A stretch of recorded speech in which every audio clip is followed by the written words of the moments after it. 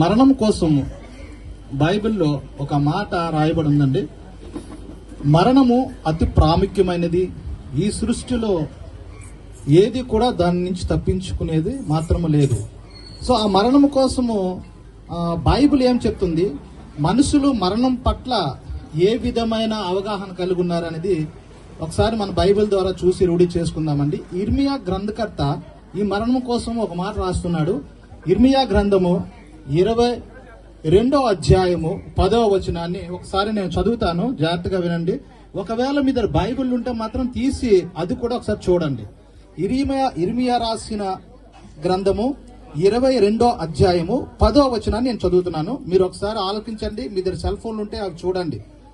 చనిపోయిన వారిని గూర్చి ఎడవద్దు, వారిని గూర్చి అంగలార్చవద్దు, వెళ్లిపోచున్న వారిని గూర్చి బహురోదన చేయుడి. దేవునికి స్తోత్రం. ఈ మాటను మరొక్కసారి చదువుతాను, మరలా కూడా జాగ్రత్తగా వినండి. చనిపోయిన వారిని గురించి ఏడవద్దు,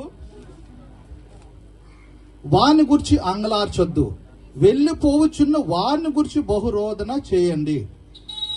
ఇప్పుడు ఈ గ్రంథకర్త ఇర్మియా తాలూకు ఉద్దేశాన్ని మనం గ్రహించినట్లయితే, చనిపోయిన వ్యక్తి కోసమే ఇక్కడ ఉన్న వాళ్ళందరూ ఏడుస్తూ ఉన్నారు. ఈవిడ ఇక్కడే ఉంది, నిన్న కూడా ఇక్కడే ఉంది, మొన్న కూడా ఇక్కడే ఉంది, ఇప్పుడు కూడా ఇక్కడే ఉంది. మరి ఇప్పుడు ఎందుకు ఏడుస్తున్నారు? ఆవిడ మొన్నే ఉంది కదా ఇక్కడ, ఇప్పుడు కూడా ఇక్కడ ఉంది కదా, మరి ఎందుకు ఏడుస్తున్నారు? మొన్న ఉన్నప్పుడు ఏడలేని ఏడుపు ఈ రోజు ఇక్కడ టేబుల్ మీద ఉందిగా, ఎందుకు ఏడుస్తున్నారు అంటే, నిన్న మొన్న ఆవిడ మీతో మాట్లాడేది, మీతో కలిసి జీవించేది, మీ కష్ట సుఖాల్లో పాలు పంచుకునేది, మీతో కూడా సహవాసం చేసేది, ఈ రోజు ఎవరితో సహవాసం చేయకుండా ఉండిపోవటం వలన ఆవిడ చనిపోయినది అని మీరు గ్రహించుకుంటున్నారు. ఈ వాక్యములో రెండు విధాల చనిపోవడాలు ఉన్నాయి. చనిపోయిన వ్యక్తి కోసం మీరు వేడకొద్దు, కానీ ఈ చనిపోయిన యొక్క వ్యక్తి ఎక్కడికి వెళ్తున్నాడో దాని గురించి మీరు ఏడవండి అంటున్నారు. అంటే ఇక్కడ రెండు చావులు ఉన్నాయండి. ఒకటి శరీర సంబంధమైన మరణము, రెండు ఆత్మ సంబంధమైన మరణము. ఆత్మ సంబంధమైన మరణం గురించి ఏడమన్నాడు తప్ప శరీర సంబంధమైన మరణం కోసం మీరు ఏడవద్దు. ఎందుకంటే ఇది మరణం కాదు.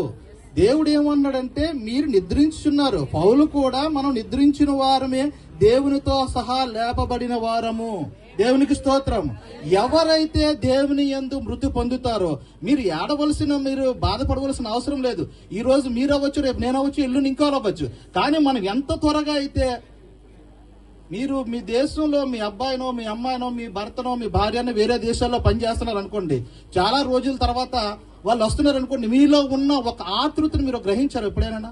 మీరు ఉన్న ఆత్రాన్ని గ్రహించారా? మీరున్న ప్రేమను గ్రహించారా? వాళ్ళు ఎంత బేగా ఫ్లైట్ వస్తుంది, ఎంత బేగా ఎక్కడ దిగుతాడు, ఎంత బేగా వెళ్దాము అనుకున్నంత ఫీల్ అవుతారు. కానీ నిన్ను కోసం కూడా నీ దేవుడు అలాగే చూస్తూ ఉంటాడు. దేవునికి స్తోత్రం. దేవుడి దగ్గరికి వెళ్ళడానికి పౌలు ఏమన్నాడంటే, నాకు చాలా ఉత్సాహం, నాకు చావు మేలు, నాకు చాలా ఉత్సాహం ఆయన దగ్గరికి వెళ్ళడానికి అన్నాడు. ప్రతి ఒక్కరు కూడా ఆయన దగ్గరికి వెళ్ళే ఉద్దేశం కలిగి ఉండాలి. ఏమండి, లాజరు ఏ విధమైన చావు ఆయన చనిపోయారు చూడండి. ధనవంతుడు ఏ విధమైన చావు చనిపోయాడు, ఏ విధమైన చావు చనిపోయినాడు ఎక్కడున్నాడు, లాజరు ఎక్కడున్నాడు, ఏంటి ధనవంతుడు ఎక్కడున్నాడు చూడండి. వీళ్ళిద్దరిలో ఒకటే చావు ఉంది, కానీ లాజరు మాత్రం ఎక్కడున్నాడు? ఆత్మీయ మరణం పొందుకొని దేవునితో సహజీవనం చేస్తున్నాడు. ధనవంతుడు శరీర విధమైన చావు చనిపోయాడు. అయితే ఇక్కడ బ్రతుకున్న మనం కూడా చనిపోయారని బైబిల్ చెప్తుంది. చనిపోయిన వ్యక్తే కాదండి, బ్రతుకున్న మనం కూడా చనిపోయారన్నాడు. తిమోతికి రాసిన మొదటి పత్రిక, ఇది ఒకసారి బైబిల్ ఉండి చూడండి. తిమోతికి రాసిన మొదటి పత్రిక నేను చూస్తాను మళ్ళీ. ఒకసారి 6వ వచనం చూద్దామండి. చూడండి, సుఖభోగముల యందు ప్రవర్తించినది, మరొకసారి చదువుతాను, ఆలకించండి మీరు.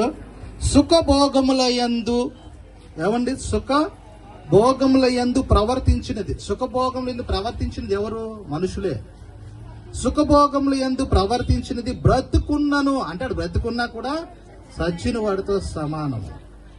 ఎందుకంటే ఈ బ్రతుకు మీరు సుఖంగా జీవించడానికి ఇచ్చింది కాదు. ఈ బ్రతుకు ఆనందంగా జీవించడానికి ఇచ్చింది కాదు. క్రీస్తుతో పాటు జీవించడానికి, క్రీస్తుతో పాటు మరణించిన మరి తిరిగి లేవడానికి, క్రీస్తుతో పాటు శ్రమలు పొందడానికి.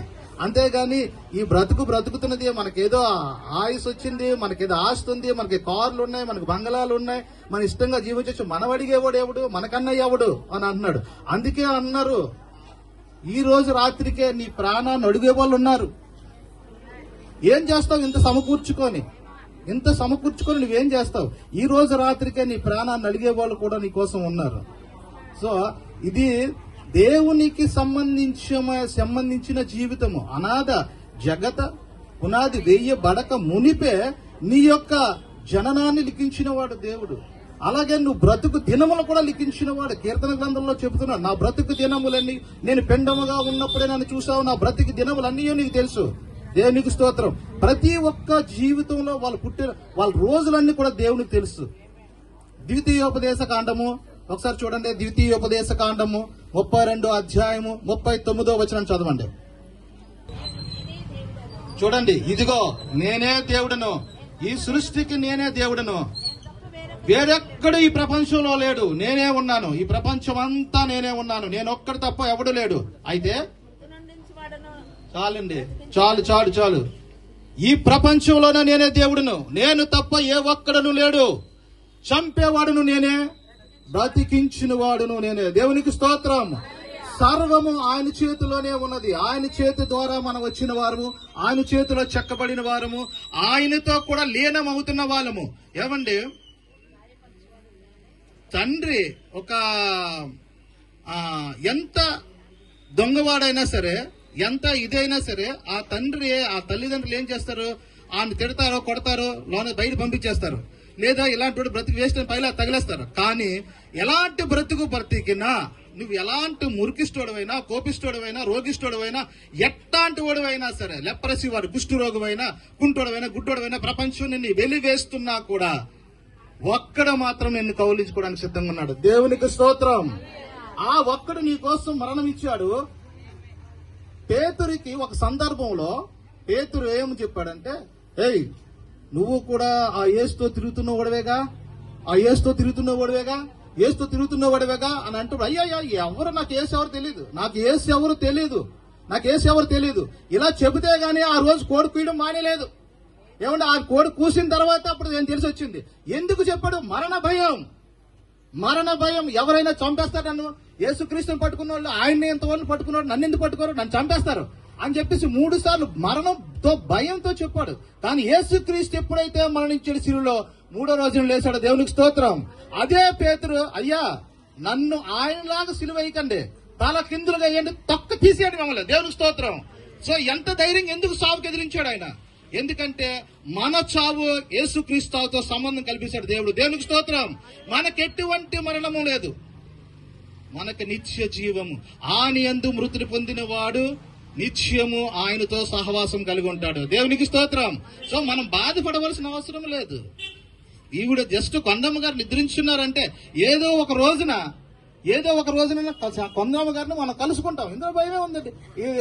ఆవిడ ఏదో విదేశాలకు ఉద్యోగంకి వెళ్ళింది అనుకోండి, లేదా దేవుని దగ్గర పరిచయం చేయడానికి వెళ్తుంది అనుకోండి, ఇందులో ఏముంది? మన పిల్లలు వెళ్ళటం లేదా, మన భర్తలు వెళ్ళటం లేదా, మన భార్యలు వెళ్ళట్లేదా, ఏదైనా సంబంధంకి వస్తే అక్కడికి వెళ్ళటం లేదా, పని చేయటం లేదా?